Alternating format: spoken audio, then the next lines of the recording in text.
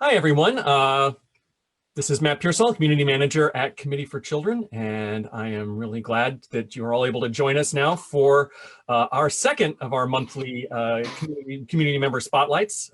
Today, we're going to be getting a chance to meet Heather Anderson. Heather Anderson is somebody I've had a chance to work with in a few different capacities. I'm really excited for you all to get a chance to meet her. She's a great champion of Second Step and social emotional learning, and a key member of our community.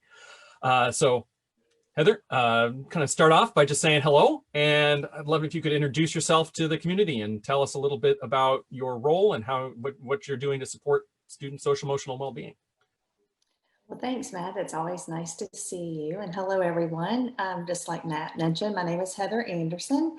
I'm talking to you from Charleston, South Carolina. It's good afternoon here today. And a little bit about myself. By education, I'm a school counselor. And I think by heart and passion, I'm just a champion of social and emotional learning. For the past decade, I've been a student, I've been a practitioner, and now I have the pleasure of serving as a coach and a trainer around the framework of SEL, specifically Second Step, and some other frameworks such PBIS and MTSS, really supporting teacher and leadership teams around intentional systems. And so when we talk about Second Step and we talk about social and emotional learning, we really talk about how we as adults empower our students around those 5 competencies that Castle mentions. And so that's a little bit about me. I've really seen how social and emotional learning can positively affect the trajectory of student and teacher relationships. I've seen it how it could affect the trajectory of academic success, just like those 11 percentile points talk about in our research. But I've also seen what it can do to build relational capacity between target audiences, school with staff members, with parents, with community, and just had a lot of firsthand experience as a school counselor and now as a coach. Well, I think that kind of bringing up how it can kind of help build these relationships, and relationships are so important. Research shows that they're really critical to student success, and I think also critical to success of educators as well. Could you share with us a little bit about the work you're doing around that, and maybe some specific like things that that you're doing right now that are exciting? Right. Well, thanks. Yeah. So one of the things I think about as a coach and a trainer, or a systems coach and trainer with our different target audiences, whether we're doing leadership teams, teacher teams, parent teams, I really think about this formula of building relational capacity, or capacity in the sandwich that I have kind of visualized in my head. I think about support and I think about accountability. And I think that we have to have both of those in order to really, I guess, boost or get the momentum of that relational capacity. And we do that by creating systems of support. We do that by creating intentional accountability checks and balances. And I think the biggest way to explain what I do now and have the pleasure of working and collaborating with different schools is that I see my job as going in and helping form like an imprint or a footprint around SEL best practices.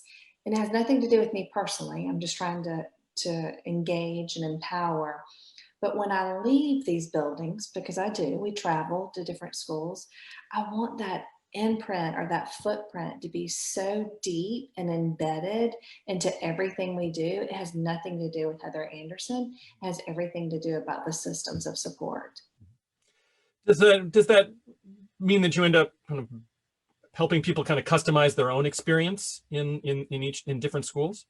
So when you think about a framework, we anchor to our multi-tiered system of support. That's what we use in South Carolina for problem solving, for interventions and student services.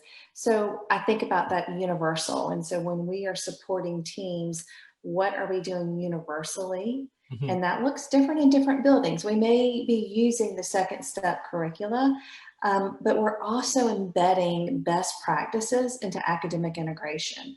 We're embedding these things, through inclusionary practices, all of these things. So it's not a piece of a pie, it's a layering. And so in that MTSS framework, we also look at our tier 2 and our tier 3 supports and how we support students within that targeted or that tertiary, that tier 3 around, again, best practices of social and emotional wellness. Is there a particular experience you've had at a working with the school recently that really stands out to you as an example of the power of social emotional learning in Second Step?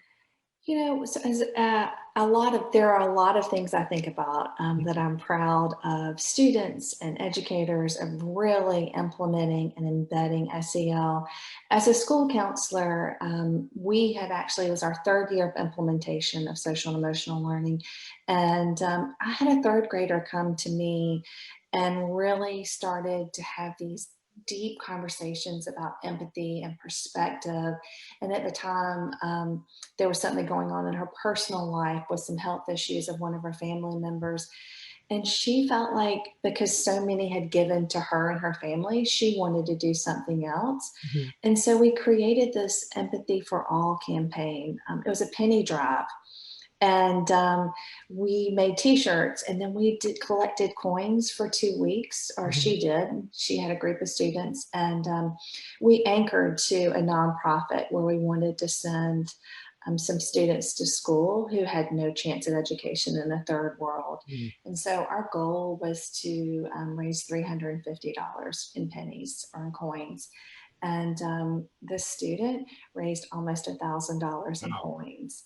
And it was really just so fast forward a year, we did an empathy and action campaign, but that's what this was. It was like this foundational piece of perspective and understanding not only what empathy meant or how it felt, but actually putting it into action. And so, and I think that that was a true testament to our climate and culture at our school. I'm real proud of that. Mhm. It's I neat. think that we ask students all the time, middle schoolers now, Mhm. really, we have this opportunity. We have 2 lab schools in Charleston County that implement and facilitate the second step curriculum.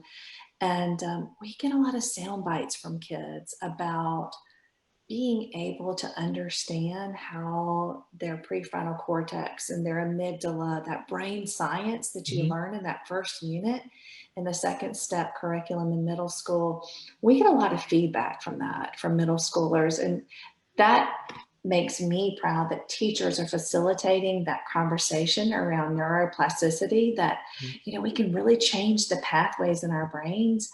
And to me, that's very rewarding. Mhm. Very cool. Um, there's kind of one other thing that I know that you're involved in. It's not you're not just an educator and a coach for other educators, but you also do advocacy work around social emotional learning. And I was wondering if you could talk a little bit about that work around SEL for South Carolina. Yeah, so I again have the pleasure of serving as a founding board member for SEL for South Carolina, and that's an alliance, a part of SEL for US. And that looks just like that looks and feels like widening my circle of not only advocacy but information and helping different target audiences understand what social and emotional learning is, how it looks and feels in our homes, how it can look and feel in our communities, and really being able, like I said, to widen that circle of information around social and emotional wellness. And what an amazing thing that's been is, uh, not a lot of positives around a pandemic, right? Mhm. But we've had an opportunity as parents to really reflect on our own social and emotional wellness in our houses. Um, I live with 2 teenagers, and really, we've had a lot of conversations around emotion management, recognizing our emotions, being able to process, actually giving ourselves permission to process and name our feelings. So I think that social and emotional learning, whereas we've been talking about this for decades. I feel like the ripple effect of what we're seeing and how important it is to leverage social emotional learning and everything we're talking about right now and everything we're thinking about with agency and action to really have that as a foundational piece of our conversations. Mhm. So I don't want to end this with asking you for advice, and I know that you've been doing this for a very long time. You've got a ton of advice to offer and a ton of experience to share. But I kind of want to follow up on this idea of of advocating for SEL and finding a place for it. I think there's a lot of people in the Second Step community who are passionate about social emotional learning, but are still trying to find a way to to center it in their schools or in their districts. So I'm wondering if you have a, a piece of a suggestion or some advice for people who are looking to start that work, to start to kind of raise awareness in the profile of social emotional learning. Yeah, I think that education is such an important piece of when we are talking about what SEL is, and perhaps even what SEL is not. And one of the lines that I use quite often is that social emotional learning is not another something to add to an educator's plate. It's the plate from which we want to do everything. And so when we talk with teachers, and this is another important piece, is like listening to your target audiences when you're talking about social emotional learning and understanding that angst of, oh gosh, am I now responsible for this as well in my classroom? But really helping teachers to understand that this is going to empower and give opportunity for students to navigate their own educational path. And that's so important that we actually engage students in this process. So social and emotional learning is not a sit and get. It's not a Monday morning meeting that you have. It's not a 23-minute lesson that you have on Mondays or Tuesdays at the beginning of your week. It's embedded in everything that you do.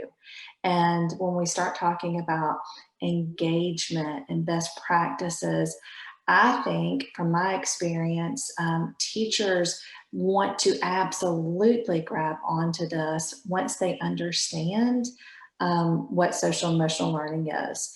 And I say that in just as my point of reference as a school counselor, when we started implementing Second Step, I was the facilitator of the lesson as a counselor, and the teachers stayed in the room. And then we the next year, we went to this co-teaching methodology. And then they came to me the summer after we facilitated almost a year and a half, and they said, Heather, we love you. Can we figure out a different way to support our rooms? But we want this. We got this. Because they were able to see that they didn't gain more instructional time in their day with social and emotional learning, they gained more engagement time. And I think that we use those terms sometimes interchangeably, but we really are looking for student engagement. Well, thank you so much. This has been great. I really appreciate you taking the time to join us here and to talk a little bit with the Second Step educators community. It's been an honor on my part to be able to have a chance to talk with you. And I look forward to seeing you more in our community and to hear more about the work that you are doing, because it's amazing work. So thank you so much for joining us today. Thank you, Matt. And thank you for the opportunity. I hope everyone has a great